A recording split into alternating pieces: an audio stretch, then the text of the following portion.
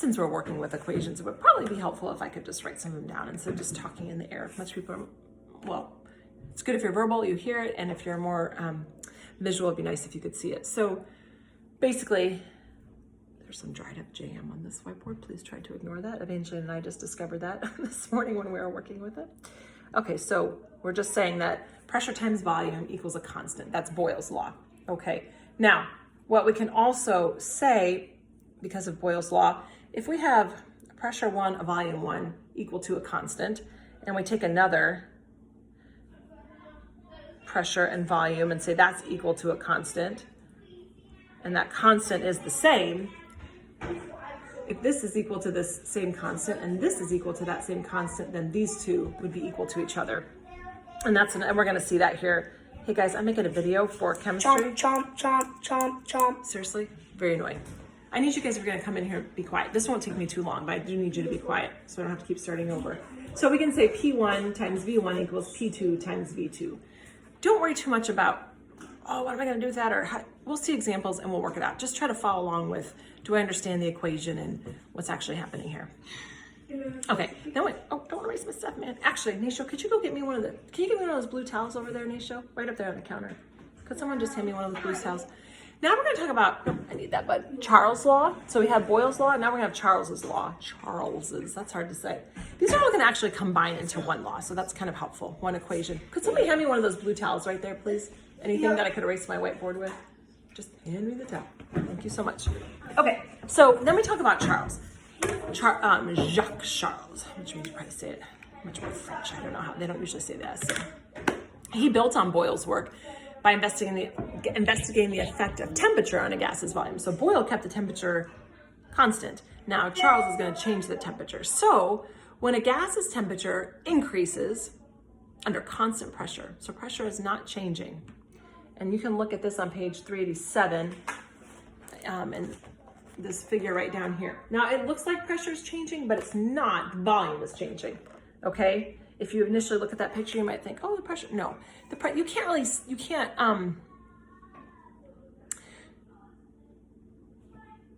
When that space looks bigger or smaller, that's the volume that the gas is occupying. I think I'm thinking it's confusing, but it might only be confusing in my brain, so I may not want to confuse you further. So we see that we're adding some temperature here, and when we add that temperature, what happens? That gas pushes that piston up, so the volume increases. So if the volume increases, the temperature goes up, the volume goes up. What do you think happens when that volume goes up? The pressure, am I saying that right? Hold on. No, sorry, pressure's the same. Don't even think about what I just said. I was gonna confuse you. So, boy, I should just start this whole video over. I feel like I'm confusing you. Pressure is staying the same. We're adding heat. And when we add heat, the volume is increasing. So because the pressure is being held the same, boy, this all made sense to me. And suddenly I'm trying to say it out loud. See, this is what I'm always talking about. If you read it and you write it, I took notes, and then if you can't explain it to somebody else, I think I'm okay here, but if you can't explain it to somebody else, then that's a good sign that you may need to go back and review something. It's true for me too. And this just, I prove that to myself over and over. If I read something in a book and I go to tell somebody about it and I can't remember that many details, I realize that I didn't really read it from memory, or to like, I didn't get enough understanding because I'm not able to really, and that's kind of a skill, that being able to read and take information in so that you retain it, not just kind of let it float over your brain. So, okay, so Charles's law, let me show you what it looks like. That might help too. He is just looking at how volume changes in regards to temperature. So when that temperature increased, the volume increased.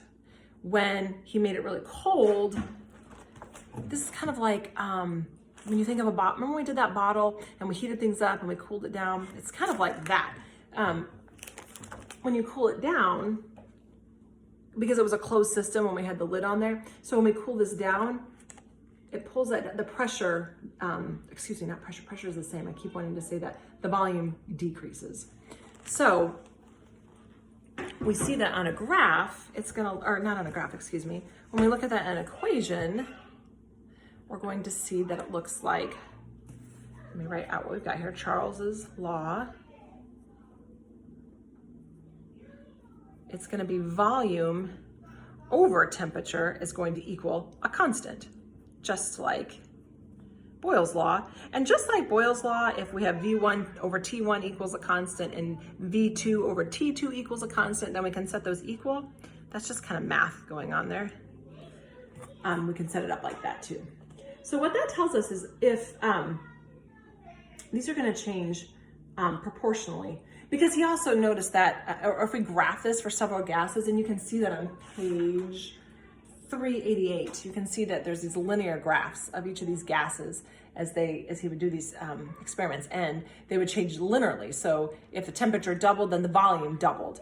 That's what he found in his experimenting. So at a constant pressure, the temperature and volume of a gas are linearly proportional, meaning that if the volume is getting bigger, then the temperature is, or if the temperature is going up, the volume is going up, or if the volume goes up, the temperature is likely going up. It's kind of a strange way to think about it that way, but they're going to increase the same amount. So if one doubles, the other will double, so that they're still equal to that constant. That's just kind of math and evaluating your fractions to be able to, that can help you remember that too. So if the ratio, what did I write down here? If the ratio of volume and temperature must remain constant, then when the temperatures increase, the volume must increase. That's what I just said. So, sorry, I was just reading my notes and thought I had left something out. So that's Charles's law. So Boyle's law, the pressure is changing, but temperature is constant. Let's just say, in Boyle's law, temperature is constant. In Charles's law, the temperature is changing. So that's just a way to differentiate those two. So then, also when you look at that graph, this is super interesting. This may make your brain kind of go, what is she talking about? But I think if you hear it and then read it, it will make sense. But it's pretty neat, actually. So when we're going to combine these gases here in just a minute. Well, let me talk about this first, and then I'll go to that. So if you look at that graph, these are those graphs of those gases. So this is volume, and this is temperature. So the temperature is going up. We're in negative numbers here, working towards 0 in Kelvin. This is in, did they tell you that that's in Kelvin? That's funny that they don't. You should always label your graphs. I know it is because of what they're trying to demonstrate, but they don't label it. That's not very good. So temperature is increasing up to 0 Kelvin here. So as the temperature is going up, volume is also going up, right? Positive slope on a linear graph. So we're going back to some algebra. If it was curved, then we would need some calculus to talk about it, but thankfully it just sticks to being algebra for this one. So straight line, volume is increasing as temperature is increasing, and that's why we have the equation that we do. But what you notice is all of these are converging to the same x-intercept. So do you remember that from algebra, hopefully? When I have the x-intercept, y is 0. So if the y is measuring my volume, can I have a 0 volume? I can't have a 0 volume. And so that's actually why what we learn from this number that they converge at is negative 273.15 Kelvin. So, and that is this is in Celsius. Celsius. I'm just saying my things wrong. So that's negative 273.15 Celsius, which is equal to 0 degrees Kelvin. If you remember that back early on from our early stuff we did, converting Celsius and Fahrenheit. And if you remember, to convert Celsius or Kelvin to Celsius, am I saying that right? We just add 273.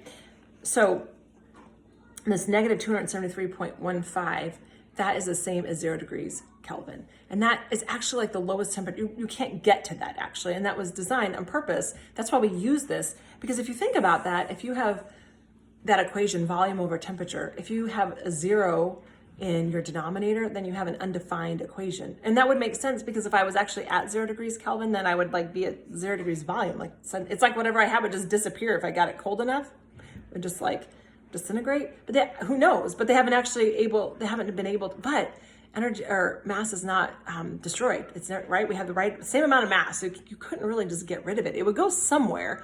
But we don't even know, because we haven't scientists have not been able to cool something to actually 0 degree Kelvin. The lowest they've gotten is, let's see, this is 5 times 10 to the negative 1, 2, 3, 4, 5, 6, 7, 8. Why didn't they just write that in scientific notation? 5 times 10 to the negative 8th That's small. I mean, that is really, really close to 0 Kelvin. So they can get really, really close. I have no idea how they do that. That would be another interesting thing to look up. I have a science project coming up. So some of these things that I said are interesting, you may want to check out for your science project.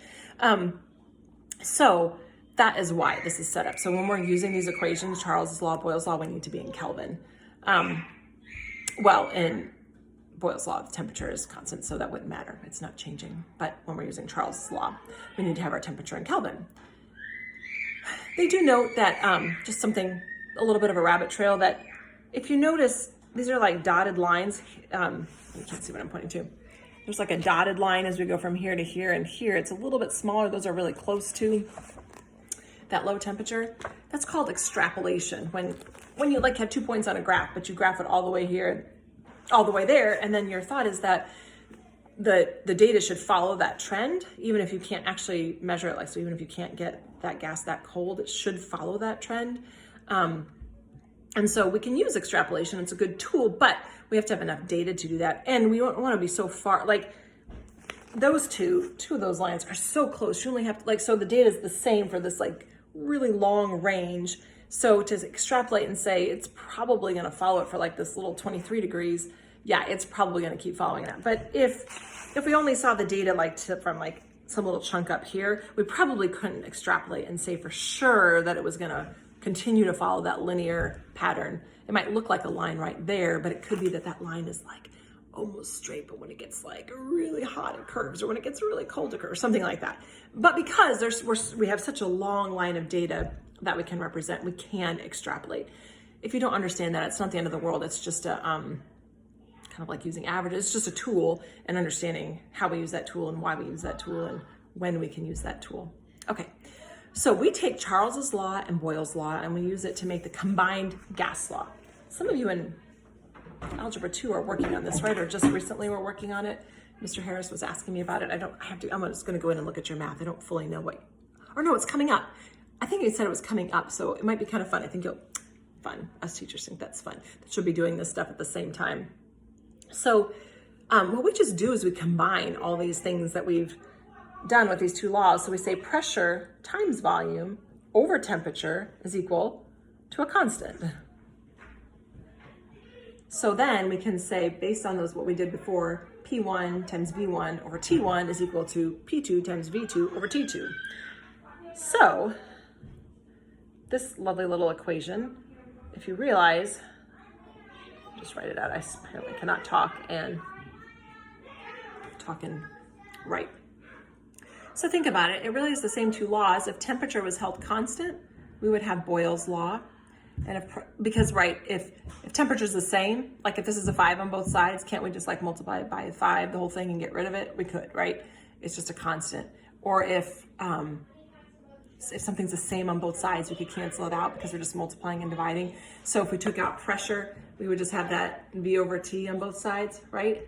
And then we would have Charles's law. So we can combine those two, and it does work fine. And again, as they talk about in the book at this point, we do have to keep Kelvin. This all has to be in Kelvin. So, which we just talked about why. So now we have to talk about when we can use this and when we can't. I know, it would be nice if just across the board, we mostly could use it all the time. We can only use this when the gas in question is behaving in an ideal manner, like a well-behaved gas. And the thing that makes it a well-behaved gas, I'm just using that to be silly, it's called an ideal gas, or ideal gas behavior. When the molecules or atoms that make up the gas are very small compared to the total volume available to the gas. The molecules and atoms must be so far apart that there's not an attraction or repulsion between them. And the collisions that occur between them have to be elastic, so no energy is lost in the collision with each other or with its container.